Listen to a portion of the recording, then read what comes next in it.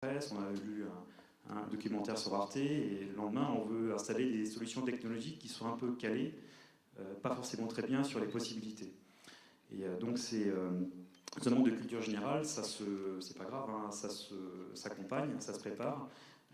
Il faut un petit peu de temps par rapport à ça, et on est aussi là pour ça. Donc, comment on se mobilise dans une dynamique TEPOS par rapport à ces questions?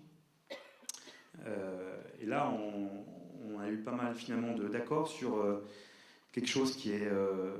alors, pour résumer, comment on peut dire ça? Comment on peut se mobiliser? Je résume ça avec un vocable très sud-ouest, vous m'en l'excuserez, hein, c'est il faut revenir aux fondamentaux. En 2 minutes. Voilà. Et revenir aux fondamentaux dans le sud-ouest, ça veut dire que, effectivement, quand on prend essai sur essai, à un moment on en a marre, hein, et on revient aux fondamentaux pour derrière pouvoir installer quelque chose de structuré et préparer l'avenir, anticiper. Voilà. C'est déjà l'observation de l'énergie sur le territoire. Quand je disais qu'il y a beaucoup d'aide, il y a beaucoup d'accompagnement possible. Il y a des observatoires énergie aujourd'hui, il y a des présences d'ingénierie territoriale qui sont certes encore à monter en compétences, mais il y a de la donnée disponible. Elle est forcément peu accessible, peu lisible, mais tout ça, ça se structure. Ça permet derrière, une fois qu'on a ces données disponibles, d'émissions de gaz à effet de serre, de possibilités de valoriser tel type d'énergie au niveau local, il faut l'intégrer dans une approche globale et interdépendante.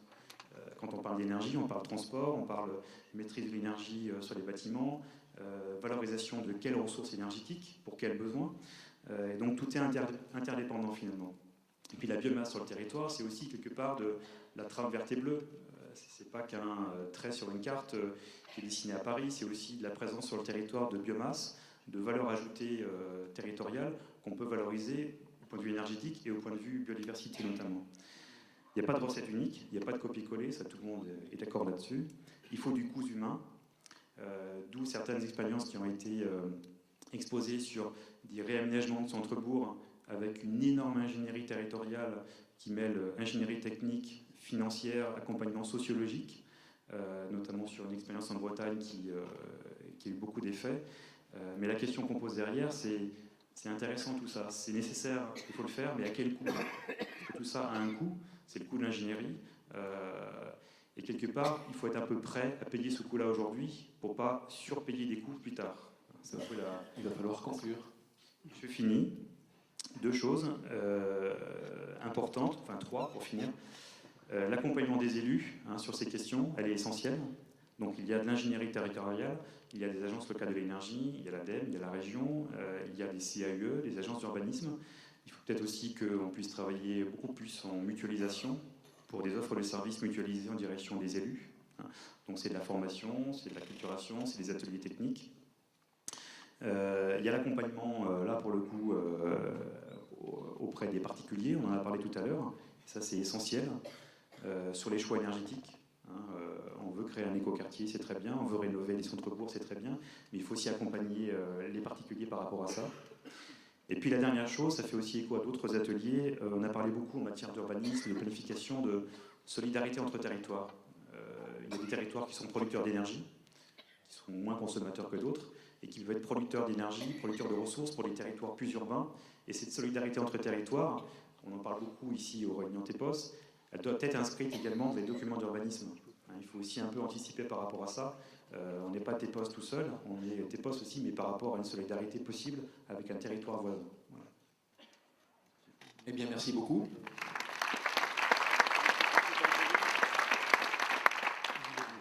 Une ultime intervention ou un commentaire de la salle? Je n'en vois pas.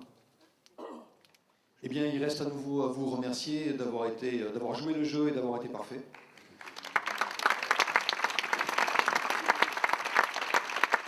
Et donc, on va faire un changement de plateau. On va passer à la seconde étape de notre plénière de clôture pour engager cette table ronde qui va regrouper sur scène, et évidemment, qui je demande de venir me rejoindre, Peggy Cansal, qui est conseillère régionale d'Aquitaine, Jean-Marc Billac, maire de Pontex-les-Forges et vice-président de la communauté de communes de Mimizan, Pierre Karadec, Commissariat général à l'égalité des territoires, Jacques Ravaillot, directeur exécutif de l'action territoriale à l'ADEME, Patrick Sabin, maire d'Escours et vice-président de la communauté de communes des Hautes-Landes, ainsi que Madeleine Charru, coprésidente du CLER.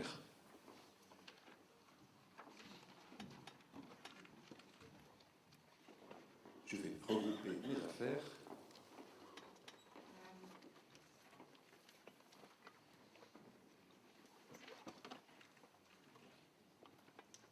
Alors, pour introduire cette table ronde, eh bien, on va rappeler quelques truismes, mais qu'on a déjà entendus, je crois, dans les restitutions précédentes, à savoir que, au cours du débat national sur la transition énergétique, toutes les parties prenantes, l'essentiel des parties prenantes, ont souligné que cette transition énergétique ne se mettrait en place qu'à la condition, en quelque sorte, qu'elle ait un fort ancrage territorial et local. Bon, très bien, nous sommes nombreux certainement à partager cet avis ici.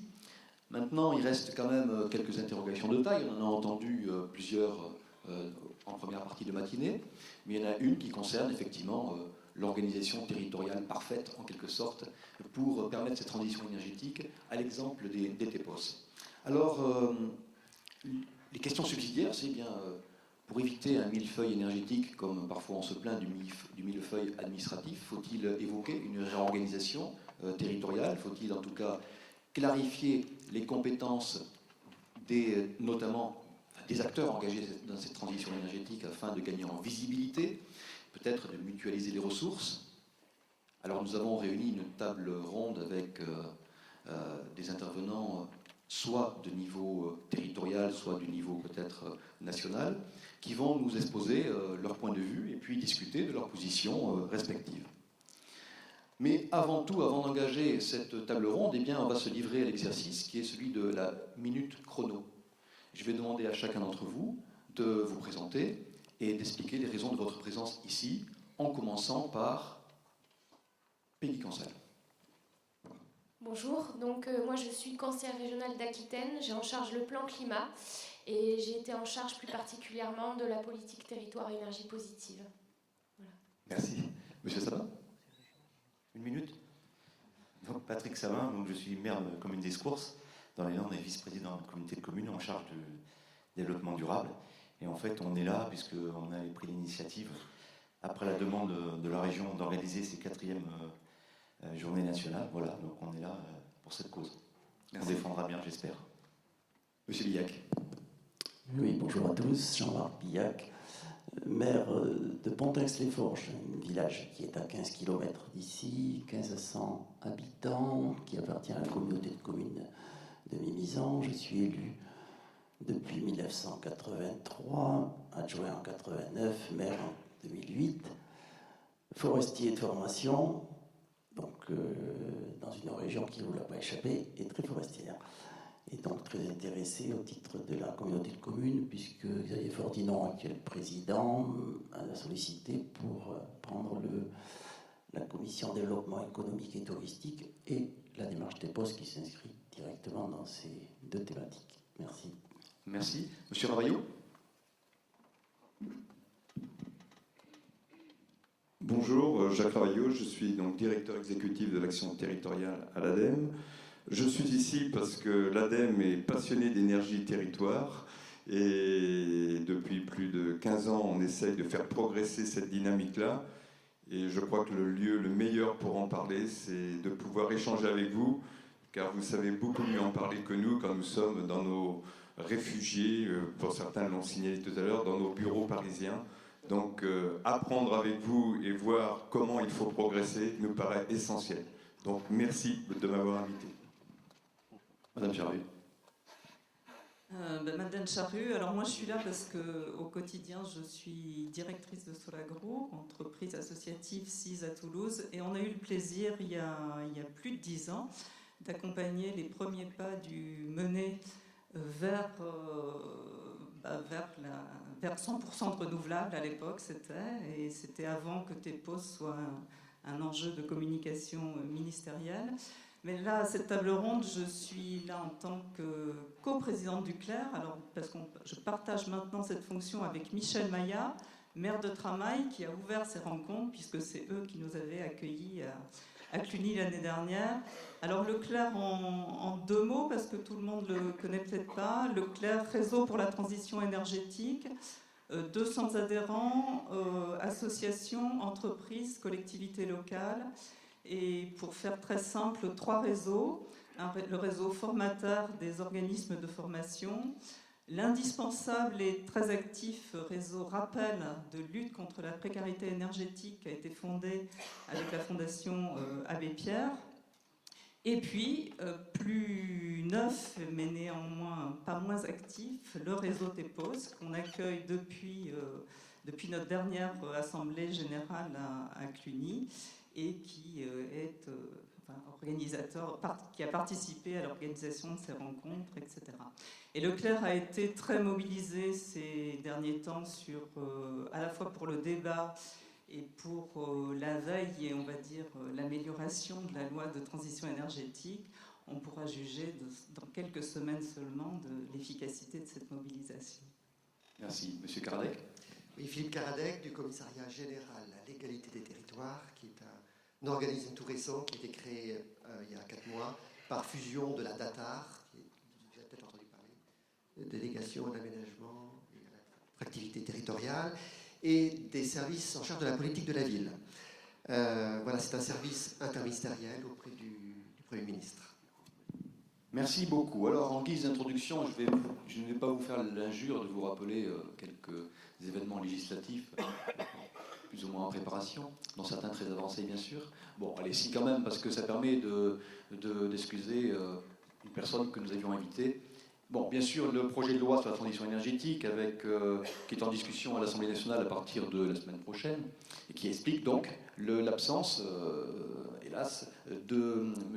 Philippe Plisson, qui est député de Gironde, mais qui est pris, bien entendu, dans la commission spéciale, par l'examen des 2300 amendements qu'a déposé Leclerc. Ah non, c'est pas Leclerc. Leclerc en a déposé quelques-uns, mais pas 2300. Bref, en tout cas, il est pris par d'autres obligations. Bien.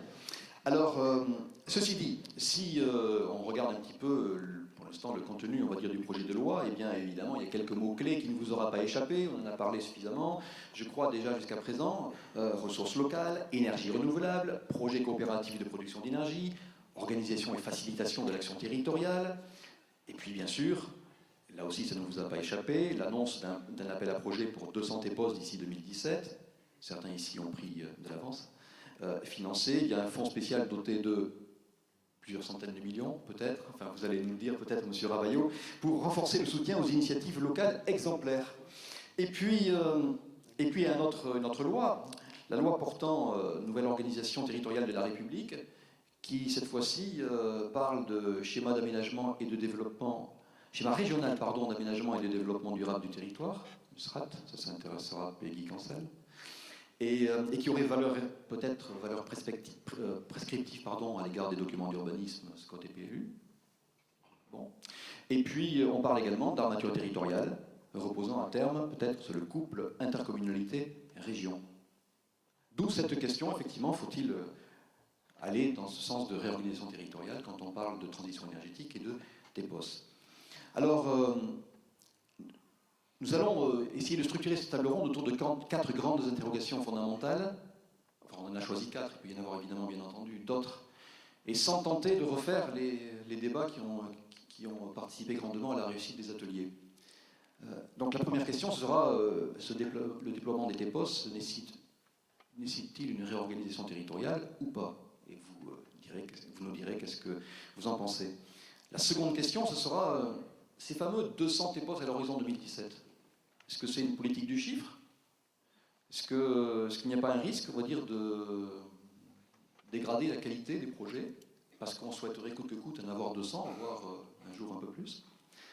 La troisième grande interrogation, c'est quelques centaines de millions d'euros pour 200 TEPOS, c'est bien, certainement pas négligeable, mais comment financer l'ampleur des investissements qui sont nécessaires et les lisser dans le temps? Vous voyez qu'on regroupe évidemment le contenu des différents ateliers. Et puis là, on a une quatrième interrogation, c'est sur la participation citoyenne. Nous sommes tous convaincus que les TEPOS doivent servir également et avant tout aux gens.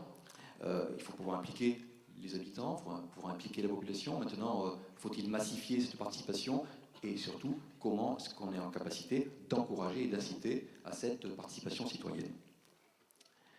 Vous voyez, c'est assez copieux, mais on va directement donc démarrer cette question de la réorganisation territoriale. Alors, sans forcément polémiquer, on voit ici se dessiner plusieurs différents modèles de regroupement institutionnel qui cohabitent dans les TEPOS. Eh bien, les uns les autres, est-ce que vous pensez qu'une réorganisation territoriale serait nécessaire pour accompagner cette transition énergétique afin donc de gagner en visibilité? Peut-être que je vais commencer par M. Karadec. Mais le jeu, bien sûr, consiste à... Vous n'êtes pas obligé de répondre à la question. Vous dites ce que vous voulez. Alors, oui, c'est assez copieux tout ça. Moi, je vais simplement d'abord parler de la découverte des TEPOS. Hein. Donc, d'abord, au niveau de la data, dans un premier temps, au niveau de la data, la question de l'énergie n'était pas à l'agenda. Donc, quand j'ai rejoint la data il y a 2 ans, maintenant, on m'a demandé de défricher cette question. Et alors, on pourra en discuter de pourquoi c'était pas jusqu'à présent à l'agenda, hein, mais en tout cas au niveau des territoires. Donc moi, ce que j'ai fait, c'est que j'ai eu la chance de rencontrer Raphaël Claustre et Yannick Régnier l'année dernière, qui m'a parlé de cette dynamique naissante. Il y a 3 ans ou 4 ans, vous n'étiez que 3 ou 4 volontaires. Juste après, il y a eu Cluny, où ça montait en puissance. Et aussitôt, lorsque j'ai entendu ça, et que j'ai entendu, je dirais, une sorte d'inquiétude aussi au niveau du clerc, de comment animer, réussir à faire face à cette montée, eh bien, la première décision que nous avons prise, c'est de vous aider. Donc, le CGET, donc, à compter de cette année, soutient financièrement l'animation faite par le clerc pour vous aider à monter en puissance. Donc, ce qui nous intéresse énormément, c'est dans ce que vous faites là, c'est que ce sont des dynamiques locales, qui partent du local, et vous essayez de capter, je dirais, les offres, je ne vais pas dire simplement financières, mais donc il y a tout un arsenal actuellement de transition énergétique, avec des appels d'offres, avec des tarifs d'achat, etc. Comment, pas seulement les grands groupes, etc., captent ces crédits publics, mais comment vous les captez pour maintenir de l'argent, pour créer de la valeur, maintenir de l'argent sur le territoire, et surtout créer des emplois. Donc c'est ça qui nous a intéressés. Et donc je suis moi venu ici, j'essaie de venir incognito pour écouter, et pour prendre la mesure, cette fois-ci, d'où vous en êtes. Et donc j'ai beaucoup écouté vos ateliers. Bon, il a fallu que je vienne ici parler, bon, ça fait partie du jeu. Mais en tout cas, la question qui va se poser maintenant, parce que là je suis impressionné encore par tout ce qui se passe et la qualité de ce qu'on a entendu tout à l'heure, c'est comment aller vers la suite. Et là, il y a des sujets à discuter avec les régions. Les régions auront un rôle majeur, mais bien entendu, et il faut aussi que nous, on se coordonne au niveau de l'État. Merci. Alors, avant de voir un petit peu comment, du côté de l'ADEME, on compte accompagner ce mouvement, peut-être je me tourne vers Peggy Cansal. Ben vous, au niveau de la région, vous allez nous dire que le choix est fait. Le choix est fait. C'est une question complexe en fait. Ce que je voulais rappeler, c'est qu'il y a beaucoup de personnes dans le cadre justement des différents projets de loi que vous avez cités qui cogitent. D'ailleurs, on en a fait venir quelques-uns en Aquitaine pour donner un éclairage. Par exemple, on a fait venir la Fabrique écologique qui a travaillé sur ces questions de gouvernance énergétique. Il y a un rapport aussi des administrateurs territoriaux qui ont travaillé à la demande des métropoles sur la gouvernance énergétique des territoires. Il y a Negawatt aussi qui a un point de vue d'expert sur comment peuvent se réarticuler les compétences. Voilà, après ce que je voudrais dire, c'est que je pense qu'il n'y a pas de modèle idéal. Ce qu'on observe, en tout cas, ce que j'ai pu observer, c'est une diversité des configurations locales. Par exemple, qu'est-ce qu'on voit, c'est que par exemple, l'insularité, ça peut être déclencheur de dynamique. Et c'est pour ça que la Réunion, par exemple, a travaillé assez tôt sur son autonomie énergétique. On a vu les îles Canaries